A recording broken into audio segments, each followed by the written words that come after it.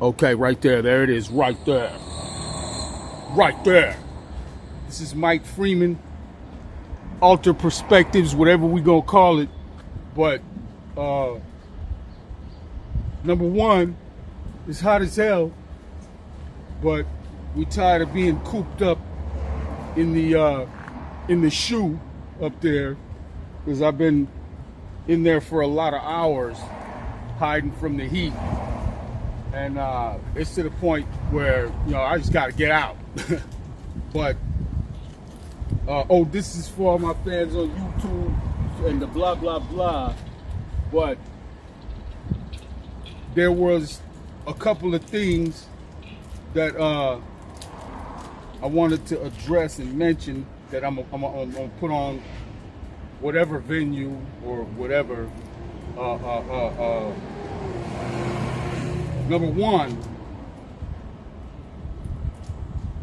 I want to. This has been on my chest, man. And first of all, the CIA created crack cocaine in a laboratory.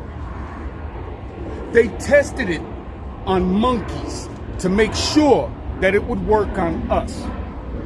The monkey's DNA is closest to the human. You know that, right?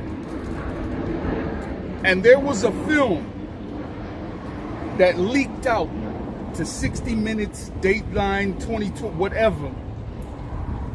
And the only people that have seen the film that I'm talking about, they got gray beards like this. And I can't find that film anywhere on the internet. What it was a plexiglass cage that was pretty long, maybe from here to that truck. And on one end, there was a button. But the reward came out the other end.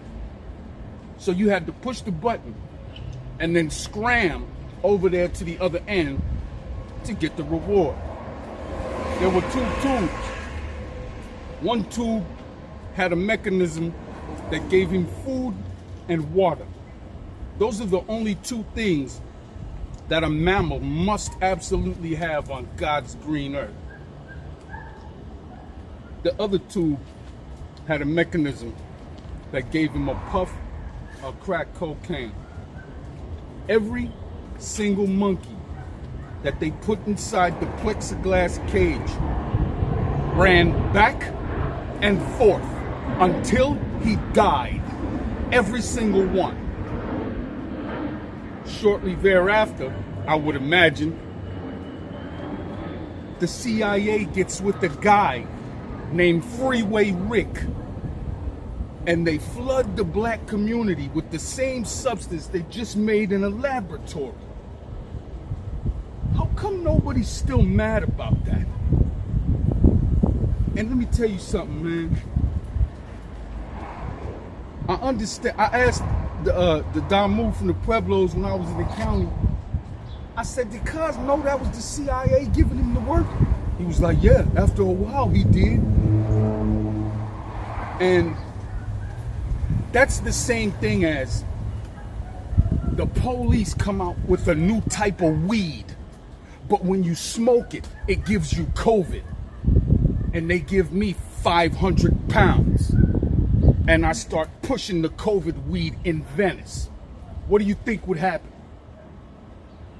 I mean, I understand dude happy that he out and everything, and I am too, but whatever. But what I'm doing is calculating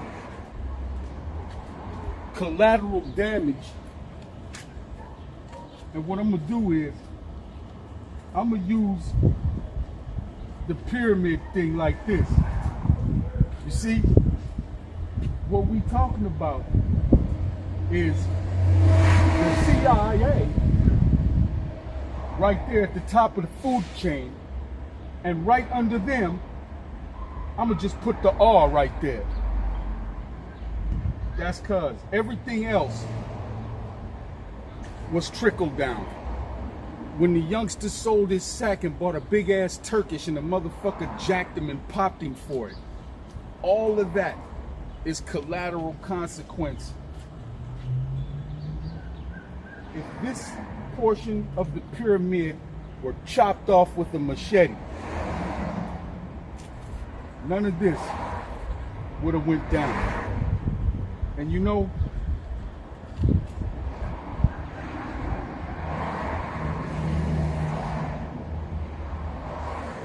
I could never get down like that anyway. But if I wonder how cuz feel, man. I want to talk to dude, man. I don't wish him no harm or none of that, but it's like, I thought he would have hung himself like Judas in the Bible, man, or something. Being culpably responsible. I mean, come on, man. Is it making any sense what I'm saying, bro?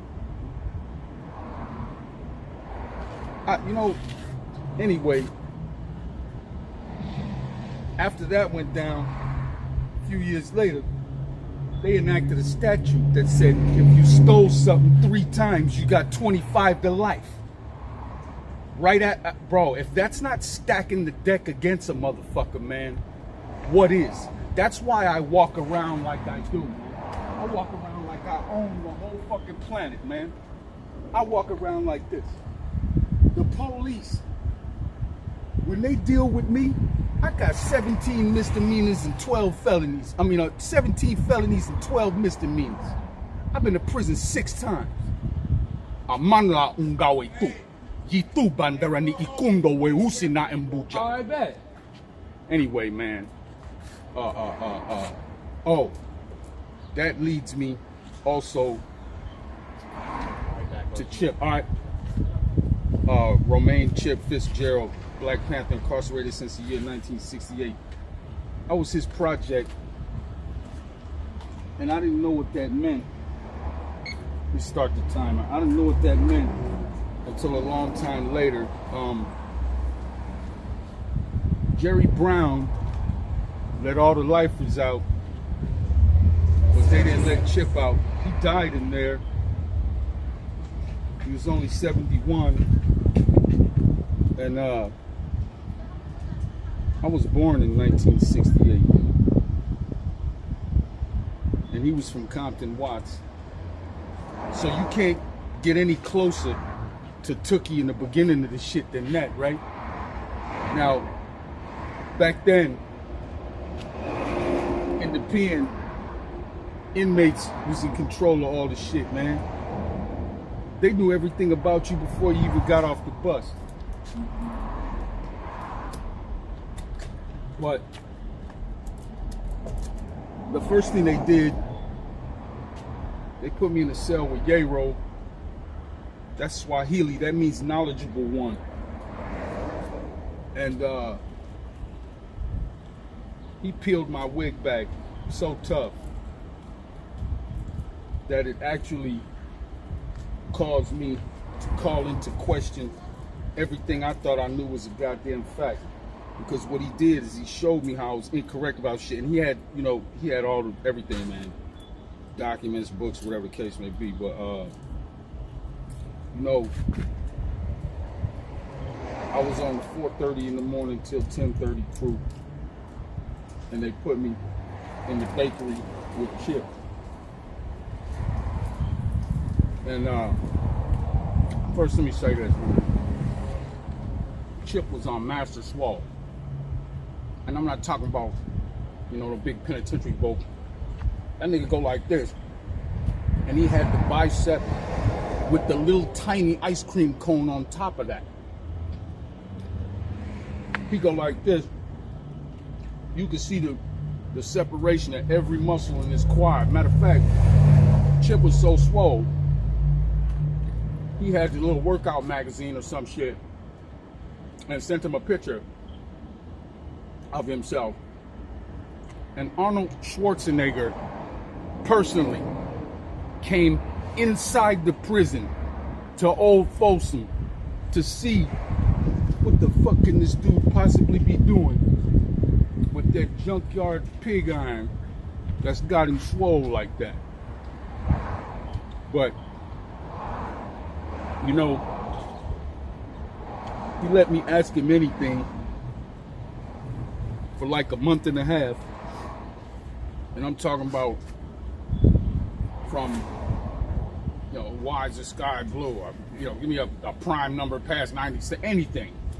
And there was never a question that I could conjure that he couldn't answer off the top of his head, or he would research and find that information. Now, one of the things that I had an opportunity to discuss with him as soon as I mustered up the courage is I asked him, what did the letters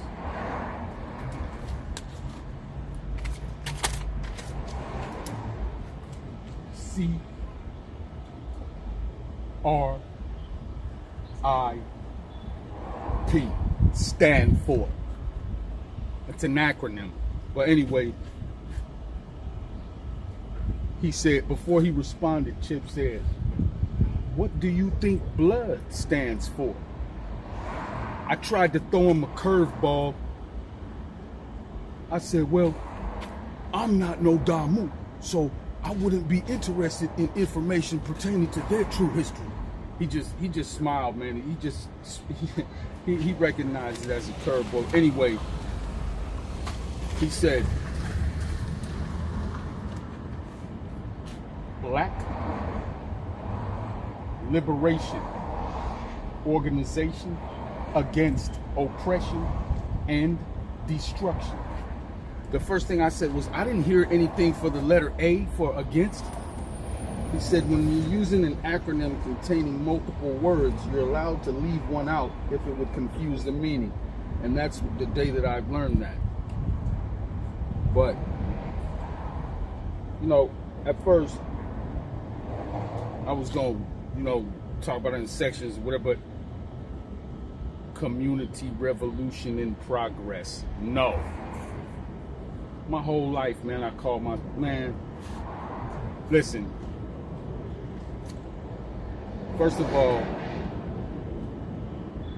we purport information that's secondhand, hand-me-down information, and we speak about it like it's a fact. If you ask anybody with one of these gray beards like this about Elijah Muhammad, the first thing they're gonna say, he was fucking with them 14-year-old little girls. None of us, bro, that was in 65. I was born in 68. None of us know that's a fact, man. But you see, that's not what that's called, is propaganda. And it was brought about through a technique called subterfuge. Subterfuge, which means trickery. And it was a technique implemented through the counterintelligence program.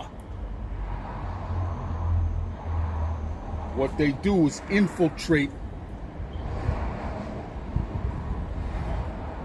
disrupt, and disband from the inside through propaganda, spreading lies, however, man. And that's how it's done. But man, I really am let me give a shout out to the peace treaty, man. Viva's identification right there. I'll go get the flags, man. I got the red rag, the blue rag, and the black rag tied in a knot, hanging on the wall up in the room. But I was driving the damn bike down the middle of the street with all three of them tied in a knot and my fist going like this.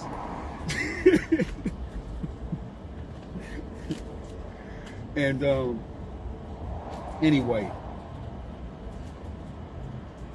before I get to true and correct meaning of the acronym C.R.I.P. I'm gonna make mention of the fact that, first of all, you know them lifers don't never talk about their case, man.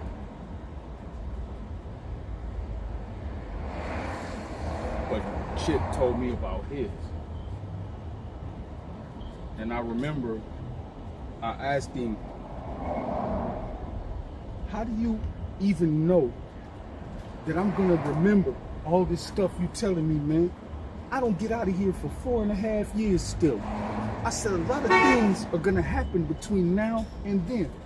And to be quite honest, as soon as I get out of here, I'm gonna try my hardest to forget everything about this place, man. How you know I'm even gonna be able to digest what you're telling me? Then Chip was cleaning the top of the oven.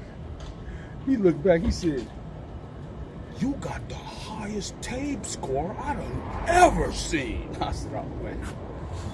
But anyway, yeah, we gonna get to the chase, man, because I'm finna go up here in the air conditioning. It's hot as hell.